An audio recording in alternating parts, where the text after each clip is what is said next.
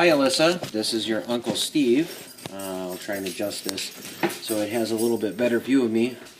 I know that you can't actually be here in person to interview me, but I thought what I would do was answer your questions and send you a link to the answered questions. So, just so you know, this is actually my second take. I want to be honest with you. My first take, I got about 10 minutes into answering questions, and it like blew up. I don't know what happened to it. Gone. Gone. But that's okay. Sometimes those things happen. And so we'll try and start over. Hopefully I'll be able to answer the questions again in a reasonable way. So the first question you have on here is, why did you choose to enlist? The reason that I chose to enlist is I wanted to go to college, and I knew that that was my best way to be able to afford going to college. That just seemed like my only option at the time if I wanted to go to college and be able to pay for college. That I would have to join the military. What was my life like around the time of my enlistment? Well, it was busy. It was January of my senior year when I chose to enlist, and I'd been working at Old Country Buffet for about a year, and I was doing about 35 hours there and going to school, obviously high school full time, trying to make sure that I got good grades. So it was a busy time of my life. Was there a reason you chose the Army in particular rather than the Navy or another branch? Actually, when I first enlisted, or I thought about enlisting, I wanted to be a helicopter pilot. And the best option to do that would have been to go into the Army. So that was the branch that I pursued, and that was the branch I looked into. And I'll talk a little bit more about that later on in the questioning, about what ended up happening, actually, and what I ended up doing. But I'll cover that later. So it was just the Army because initially I wanted to be a helicopter pilot. How did your family respond to your decision? I think my brothers were happy and proud of me, and I know that my mom, she was proud of me. She was worried, but she was proud of me, and Michelle was proud of me too. My first day, so there's really three first days to talk about. My first day of like real military experience was when I went down to the MEP station in Milwaukee to enlist, and they drove us, or I drove down there in a Greyhound bus, and I worked with I got set up in a hotel, and then at 5 o'clock the next morning I had a wake-up call, and I had to report at a certain spot, and then a van came and picked us up and took us over to the MEP station, and we went through a day starting at about 5:30 or 6 o'clock of medical testing, and they gave us some other kinds of tests. I had already taken the ASVAB, and I could have qualified to do anything.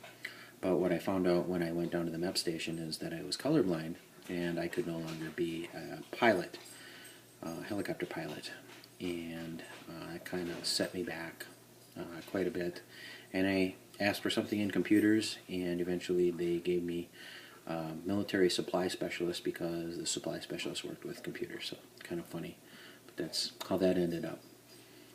I had to do a duck walk. They did some blood testing, did some different things while I was down there. So that was like my real first day of military experience. Then in February or March of that year, I actually reported to Manitowoc, which was where I would be enlisted.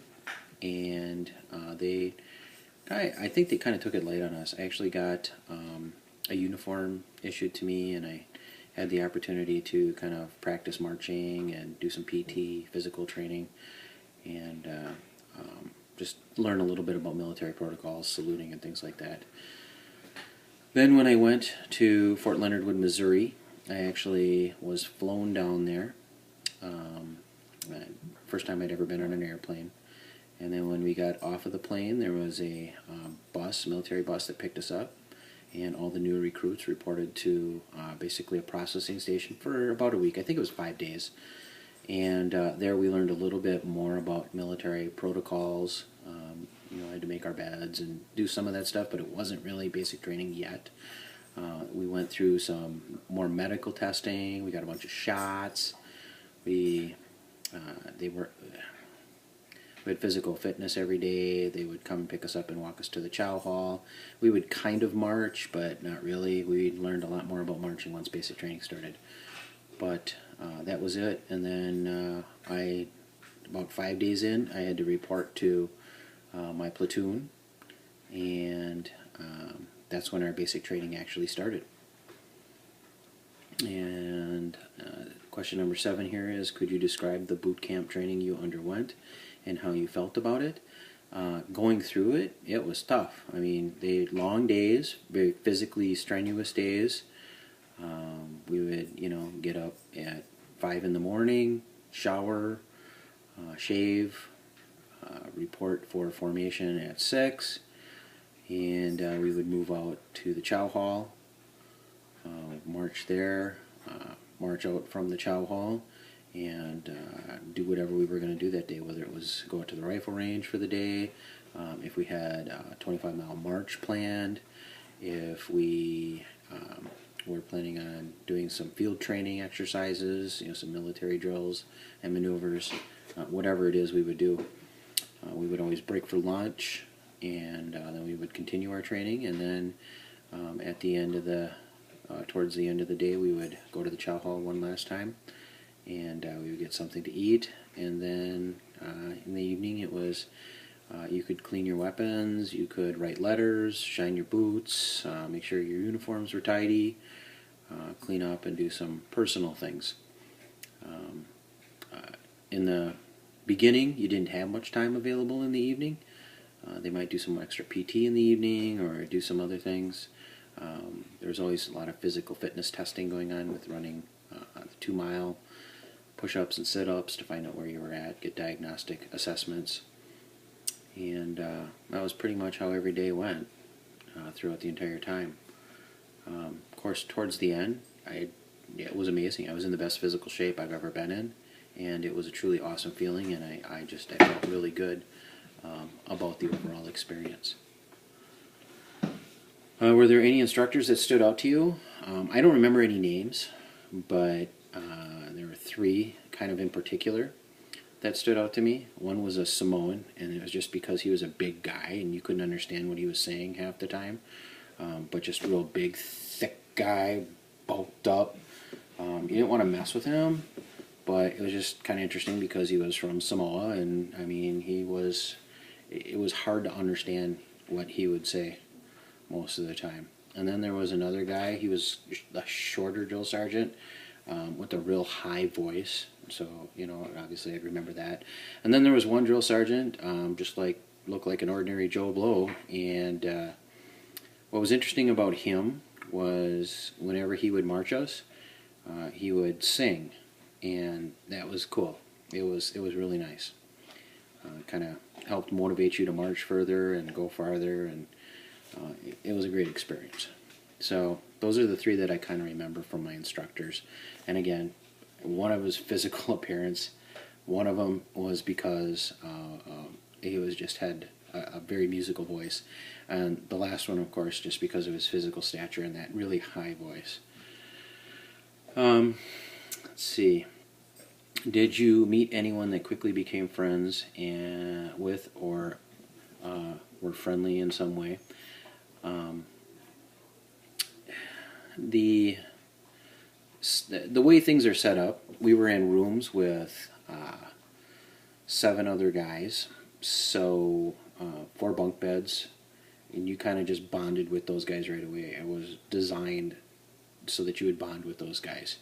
And 2 of those rooms would be a squad, basically, so you really connected just because of the kinds of activities that were going on. I don't keep in touch with any of those guys now. I couldn't even remember any of their names. But you remember some of the physical traits, and you remember some of the stuff you talked about, but I don't remember any of them. But you just bonded instantly because of going through that shared mutual experience. A lot of people would argue that the training is grueling. How did you motivate yourself to get through it? I've always been a put one foot in front of the other guy That's my motto. Put one foot in front of the other, and soon you'll be marching out the door. And that's what I do.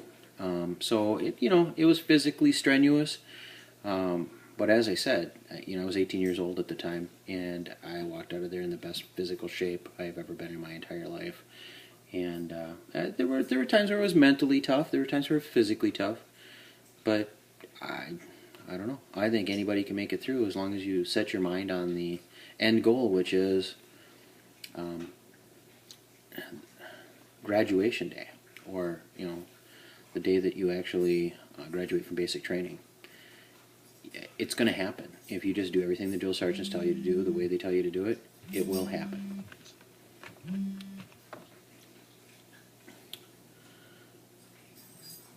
Was it all assumed that you would be called to serve on the battlefield at some point? It was interesting when I was in basic training. The Berlin Wall actually came down, so there were a lot of rumors about what was going on around that, and there was concern that possibly our unit could be called up directly, and so those thoughts went through your mind. I'm not going to say I wasn't concerned. Obviously, I was concerned, but at the same time, I had come at that point in my life to accept whatever would happen, and you enlist, not knowing, for whatever reason you choose to enlist. And again, I enlisted initially to get money for college, but I fully understood that if the time came and I had to serve, that I would serve in a battlefield capacity. Did you want to see combat, and if so, why? I'll be honest with you, I never really wanted to see combat. It wasn't that I was afraid of it, although I think if you weren't afraid of a combat situation, you might have something wrong with you. But I didn't have any desire to put someone at the end of my gun and pull the trigger. That's not what I wanted to do. But if I had been placed in that situation and I had to do it to protect those around me, that is something that I would have done. And I would have had to deal with the mental ramifications of that decision of pulling that trigger and doing that. And I would have done that. And I do it today. But it's not something that I actively wanted to do. It's not something that I was really excited. I was never that gung-ho kind of person that wanted to go into combat. But it's not something I would shy away from if I was asked to go either. Please tell me about fond memories of your time in service. Well, when I was in the military, I guess one of the fondest memories I have is having the opportunity to go over to Germany. And actually, while I was there, I received an Army Achievement Medal for my work in helping to decommission a post there. They were in the process of kind of scaling back the military at that time, and so we had been sent over to try to help do some records processing and work with some of the vehicles and do some work around that. And so I had the opportunity to do that while I was there and get that Army Achievement Medal. Plus I had taken German in high school, so it was kind of like a double bonus because I got to go out into the community in the evenings and speak German to real Germans. I was terrible at it, but I was usually able to communicate what I needed to do, and after a while, the guys found out, and a lot of them would ask for me to come along when they went to buy a cuckoo clock, or if they were going to go out to the taverns or something, that they knew that at least I could speak enough German passably to ask questions and to communicate. So that was probably the fondest memory I have of my time in the military. I think there was a time when I was back in the States, and I had an opportunity to kind of reorganize and restructure the way we were doing documenting our service maintenance in the motor pool, and it took 6 months. But again, it was only one weekend a month that I was working on this. But when it was done, I had been able to kind of reorganize using computer spreadsheet. Again, this was a long time ago, but we had a better sense for when vehicles had been serviced and what additional services they might be needed. So that was a cool experience, or a good opportunity, I guess, for me. I mentioned that I was a sergeant. Yep, I was an E5. How did I manage to elevate myself to that position, and how long did it take to do so? Well, the way it worked in the military when I was in there, if there was a position, above you available, and you had the time in service, then you were almost always promoted. In order to make it to E5, I actually had to go to PLDC, which is Primary Leadership Development School, and that was a 2.5 to 3 week class that I took out at Fort McCoy, and kind of learned a little bit about being, what it meant to be a leader, and how you, the responsibilities, and just some of the managerial aspects of it, and how do you manage troops, that kind of thing. But that took me probably 8 years to attain that rank, 7 or 8. In the reserves, you move up a lot slower than you do in the active military. That's another thing. How did I feel about being elevated to a higher rank? Obviously, I felt proud about that. I guess that could be another one of my fond memories, is the day that they pinned the sergeant stripes on my collar. That was cool. You stand up in front of the whole formation, and they call out your name, and you step forward, and you stand at attention. And usually the battalion commander is there, and he'll pin those on you, or at least the company commander. And I honestly don't remember if it was the battalion commander or the company commander, but I knew I had gotten the rank, and so it was just a matter of them making it official. And of course, they called me forward. They remove your specialist insignia, and they put on your sergeant insignia, and it's kind of neat. You're up in front of everybody, and then of course you do an about face, and everyone claps for you. So it's cool. It's a very cool experience. Very cool experience. As far as after that, I had some responsibility for some troops, just a handful of guys, and usually only when we were on special assignment, because for the most part my job was motor pool clerk back then, and I didn't supervise any of the mechanics directly. The shop supervisor supervised them, so only when we would go out in like a field training exercise, and I would have a group of guys with me, and I might be in charge of them. And that was cool. I felt good about that.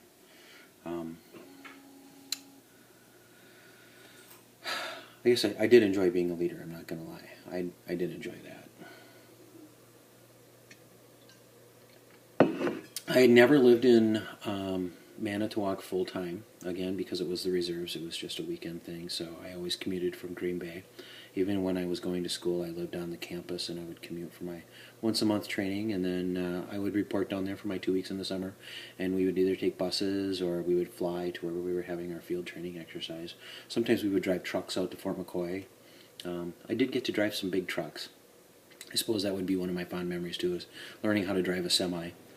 I got to do that while I was in the military. I did forget to mention that, and that was kind of neat. Did I stay in touch with family during this time? Anyone in particular? About the same as I did normally. Didn't really change anything. How did I deal with being stressed, worried, bored? I don't know. When I get stressed out, I get cranky. Worried? I didn't worry a ton. Maybe a little bit around the time Desert Storm was going on, because my focus really always was to get through school. Again, I want to be clear. I was not afraid to be called up if that were to be what would happen, but I kind of had a focus. I wanted to get through school and move on to the next stage of my life, and being called up would have stood in the way of me being able to move on to the next stage. Bored? I don't know that I've ever really been bored much. There's downtime in the military, but usually you can sit and chat with people. We had a saying called "hurry up and wait." Basically, it meant that they would tell you had to get somewhere really fast, but once you got there, you would wait around, and you just learn how to BS with the guys and have conversations and have fun with them. When and why did your service end, and how did you feel? I let my service terminate because I could have probably gone for 20 years, but it just started to interfere with family things, and it started to interfere with being able to want to do other things on a weekend. And so that's why I chose to end my career. Do you still contact or know of anyone who you met during your service? Are the relationship close or more fond yet distant? I would probably say fond yet distant. I remember some of the guys from my unit in Manitowoc, like Schmitty, and I remember faces but not names as well. That's just kind of how I am. I don't remember names really good. I remember faces. I remember things we've done together.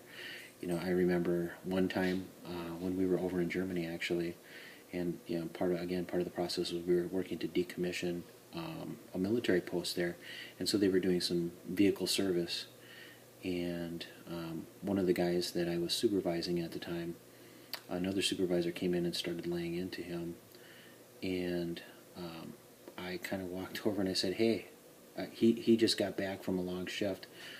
He needs to have a little bit of downtime before he gets ready to go." And the guy turned and wanted to start going, and I said, "Maybe we should talk in the hallway." And so I brought him out there, and he was under a lot of pressure to try to get some things done. But what ended up happening is the guy that he was kind of chewing out came up to me later on in it and said thanks for stepping up for me, and kind of having the other guy back off a little bit. So that was, I guess I always tried to have my soldiers' backs, and I might not remember everybody's name, but I remember their faces, and again, I remember some of the things we did together. I remember it was my first year in the reserve unit, so it wasn't the year I went through basic training. It was 89, it was 90. We went to a summer camp at Fort McCoy, field training exercise there, and I learned how to play spades, but I learned how to play spades the hard way. I ended up losing about $40 while I was there, which at the time was a lot of money for me because of Schmitty and some of the other guys. It was interesting. But, I had good relationships with the guys while I was in. Once I got out, we just didn't hang out, we didn't connect, we didn't do a lot of things outside of the military experience, so I never really developed any tight bonds with any of those guys. What do you think you took away from the experience? Did you adopt a new attitude, habit, or way of thinking? Well, I guess one of the things that it taught me was that you can do anything you set your mind to. I had to be able to do that. The idea of getting up really early in the morning has never really stuck for me. I'm not a morning person, never have been, so that one didn't take quite as well. I do think that the idea of having respect and maintaining military discipline are two things that have stayed with me over time. And that idea that if you keep working at something, you can achieve it and you will be successful at it. Did your stance or severity of your stance on war change as a result of your service? In what ways? I honestly don't think my stance changed much. I had always believed that if your country called you to serve, that you should serve, and that didn't change while I was in. I did see what happened to guys who did serve. Some of the guys I know that went to Desert Storm served and came back, and they were different and they were changed. They had seen men die, and some of them were able to handle it better than others. But I also know that you can't allow tyrants to dictate terms to the United States. And so when the time comes, when you are asked to serve your country in what your country believes is righteous war, then you need to go and you need to serve your country. If you had been called into war, do you feel you were physically and mentally prepared for the task? Absolutely. At the end of basic training, I really feel like I could have gone into a battle with the guys around me, hopefully, and that we would have been successful under the right circumstances. If we weren't successful, it would not have been for a lack of preparedness or training. We were ready to go. We were physically fit. We were mentally prepared. And we knew our weapons. We knew our weapons well. And we would have been, I believe we would have been successful.